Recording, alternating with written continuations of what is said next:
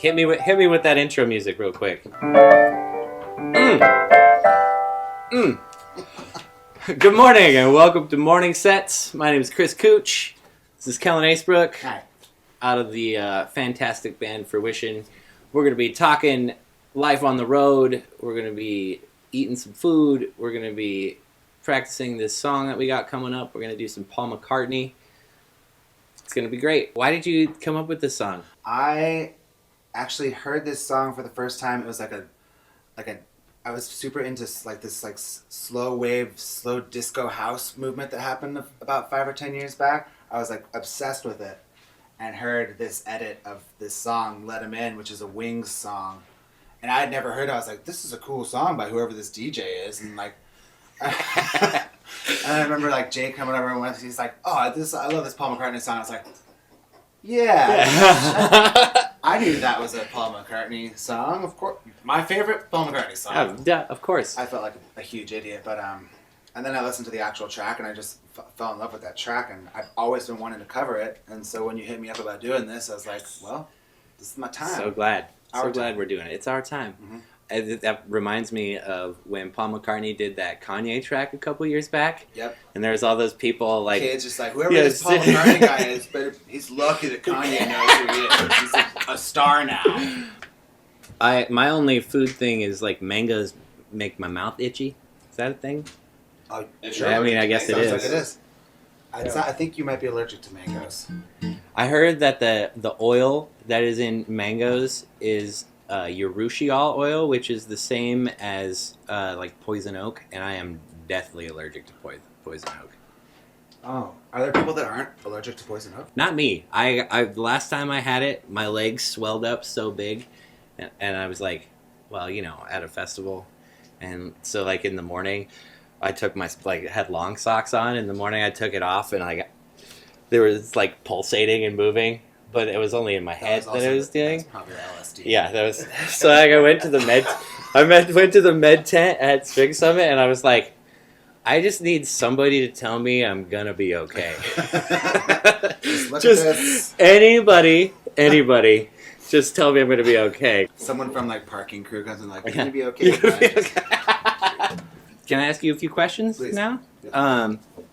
One, where have you been this last run? Like, where did it go south, or was it like a Midwest thing? It was, so started like mid-January, and we tried to pick all the places you would want to go least in the dead of winter in the lower 48, and we went there. So Colorado, Colorado, mountains, the Midwest, and the Northeast and the Eastern Seaboard. Like that was we stopped touring in the wintertime in those places on purpose, but like I feel like there's a reason you go to those. Like yeah, I mean, like at the core of my being, I don't want to tour those places in the dead of winter because it's frightening. But that's when most bands don't tour. Right.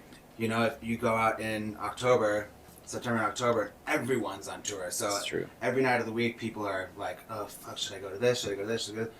Not a lot of motherfuckers going to Detroit on January 2nd to play shows. So like, people are like, yes, finally someone's... Okay, yeah. So it's a reason to go out on those ones. Did you find like those were the types of crowds that were like super appreciative that you were there in the dead of winter? Yeah. I mean, it was our kind of booking agent's idea.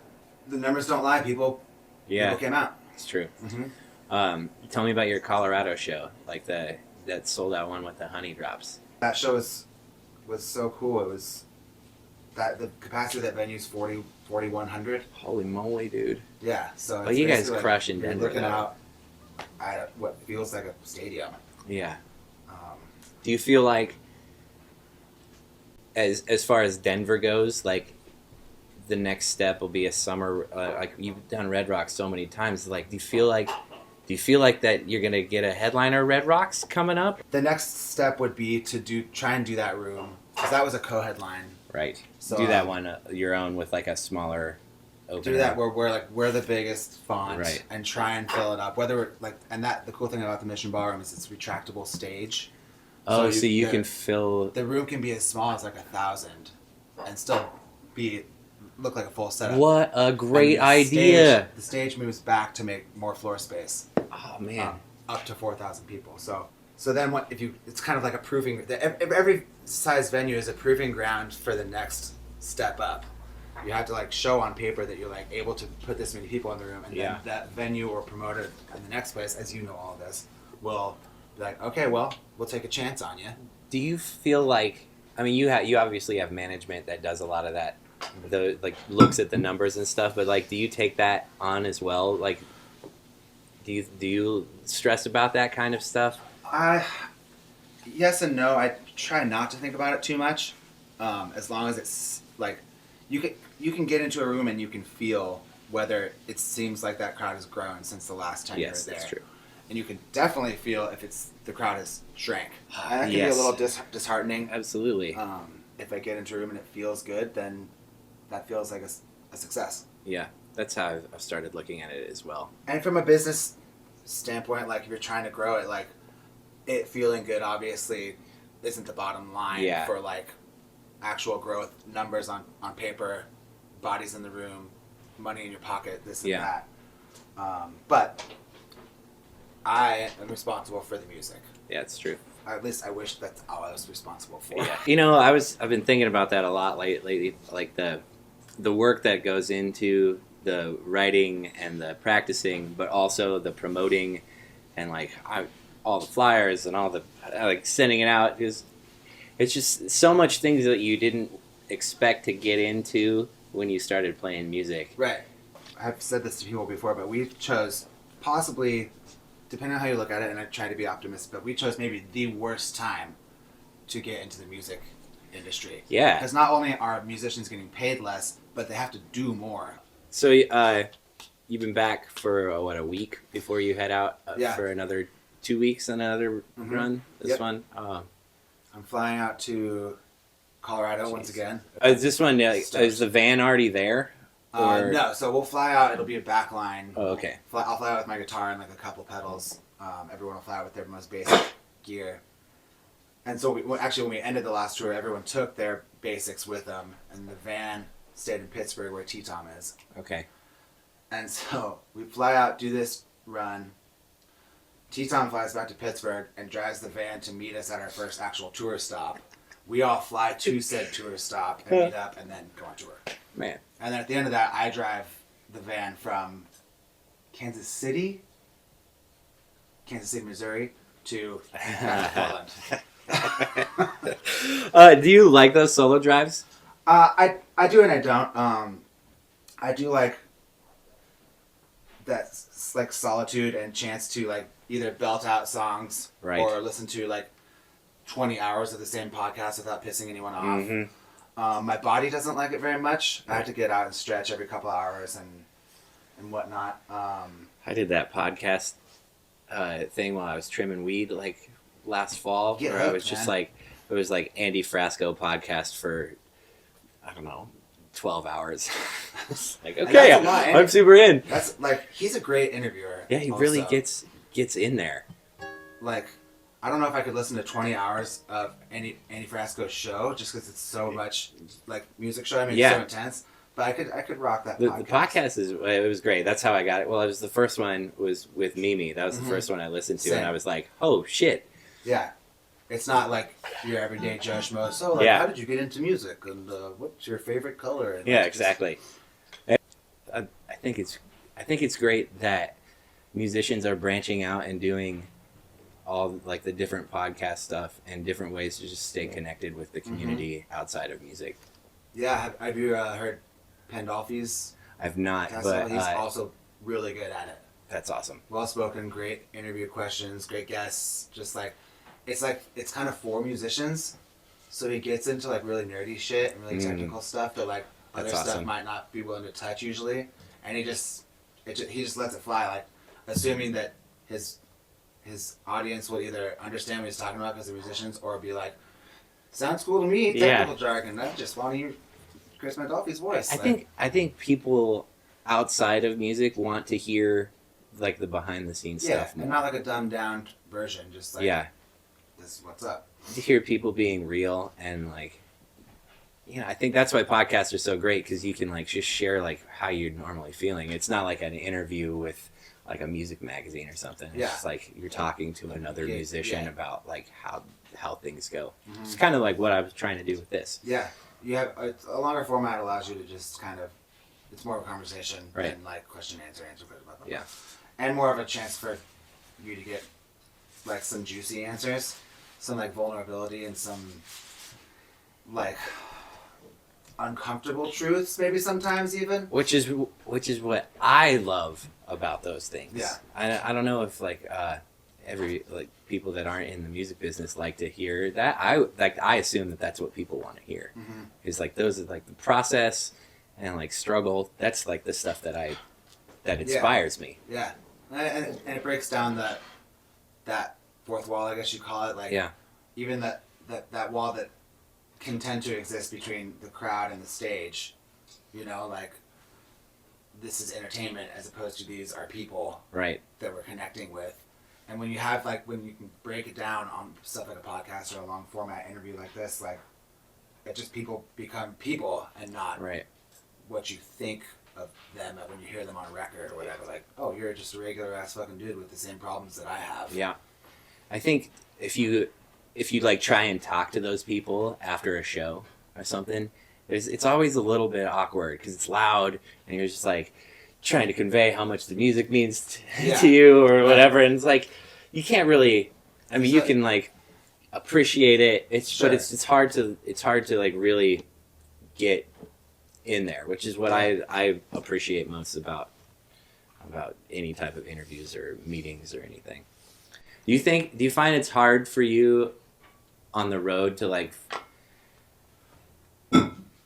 you've built a pretty big family, I would imagine, like all over the country you have people like you consider family, and like is it still difficult to form connections with just like random fans? No, but it just depends. Like, it depends on.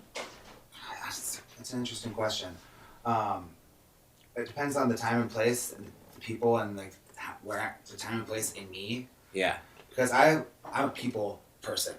Like I love fucking going out after the show and connecting with folks that wanted to hang out and say hi or get an autograph or just like whatever. I try and make it like we're talking about breaking down that wall. And just like letting people know that we're just people. We're just the same, just people being people. But I think that as the shows get bigger, it's kind of more of a stressful thing. And I don't mean stressful necessarily in a bad way, but just like an intense thing to go out and try and connect with people one-on-one because there's so many people. Yeah. And you know as well as anyone, like you get done playing a show where you're just out there, you know, burying your soul and pouring out every last remaining bit of your energy that maybe you don't want to like go out. Like you need to decompress. Like, the last thing you want to do is go out and be with a bunch of people. Absolutely. So I don't know. I still feel forging new connections out there, but more and more it's also like I just want to curl up and hide. I think this last year I got to a spot where I was like, because I'm like you. I'm like I want to connect. I want to provide like those connections because I crave that stuff too. But I was just, like I got to the point where I was just like I felt drained. Yeah. And especially after a show, like you give it all. Like, you know, it's a cliche to say like, I gave it my all, but like that show really drains you because like it's an energy exchange between the audience and the band, but like physically you're up there like jumping around and like it's just like, okay, I need a break afterwards. It's not really that great of a show if you don't give it your all. Yeah, exactly. I don't think it is. And so at the end of it, you're left drained. And there's still more to do, more to give. Mm-hmm. It's like sometimes I was like, I'm at the end of my well. I don't know if I can do that. Yeah. Or anything like, what do you do on the road to make sure that you have that level of energy for every show or and then on your downtime, like how do you get it back? Sleep. Yeah. As much as possible, which usually isn't very much. I'm pretty lucky that like I don't really get hungover. because we do drink on the road, but I also like don't really drink before the show. Right. I don't smoke weed before shows anymore either. I go back and forth on that one. Usually I'll get down a little bit because it unlocks some creative doors that might not have usually been unlocked. Musically, like guitar wise, way like I feel like I'm in the flow. I'll also find if I get high or too high or whatever, that like then I make stupid mistakes. And like, what the fuck are you doing? Yeah. Bro? Like, and then I'm like, what? Oh yeah, that's piano. But as far as like maintaining longevity for like, you know, keeping that every night, that energetic presence, and then both in playing and then with people, like being present with people afterwards, I've gotten pretty lucky because I have like a natural energy and I thrive in those situations that like people just give me more energy. Yeah. And I don't think everyone does, and I don't blame everyone because we're all like incredibly unique people with different needs, and I think it'll catch up with me. I don't take that good care of myself, both on or off the road. Yeah. I just have a fairly lucky metabolism and like a knack for just high energy, good times.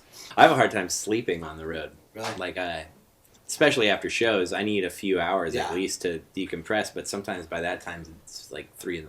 Right, and then you got to wake up at 8 to get to the next place 5 hours away, and I'm not very good at sleeping in the van either. Man, people who could sleep in the van, I think, is the biggest superpower. How's the food doing in there, Daniel? I have no idea. This is my grumpy chef. That's a little unsettling. Everything from the chef off the rails, like immediately. Somebody is knocking at the door.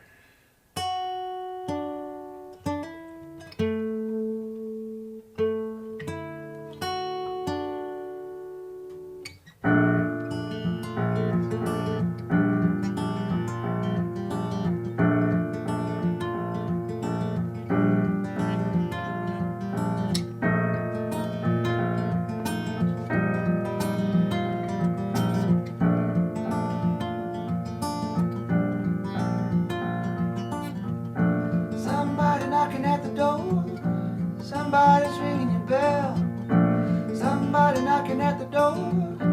Somebody's ringing your bell. Do me a favor, open the door. Let me in, yeah. Somebody's knocking at the door. Somebody's ringing the bell. Somebody's knocking at your door. Somebody's ringing the bell. Do me a favor, open the door, and let him in. Ooh, yeah, yeah, yeah.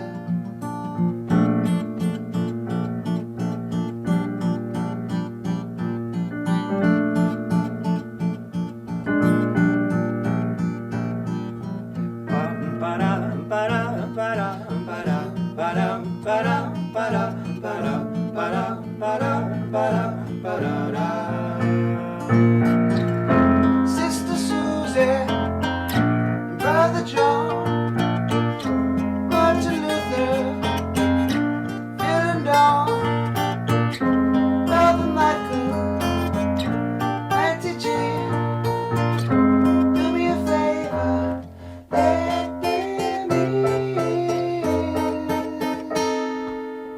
Ooh, yeah.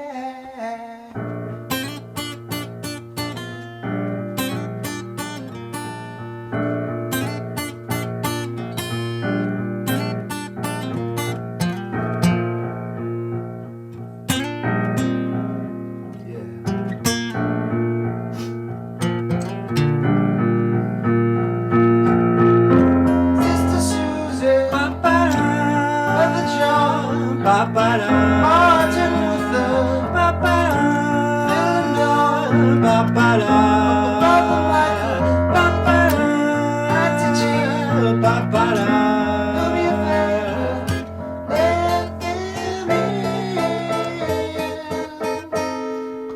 Oh yeah. Somebody's knocking at your door. Somebody ringing your bell. Somebody knocking at your door. Somebody ringing the bell. Do me a favor, open the door, let him in.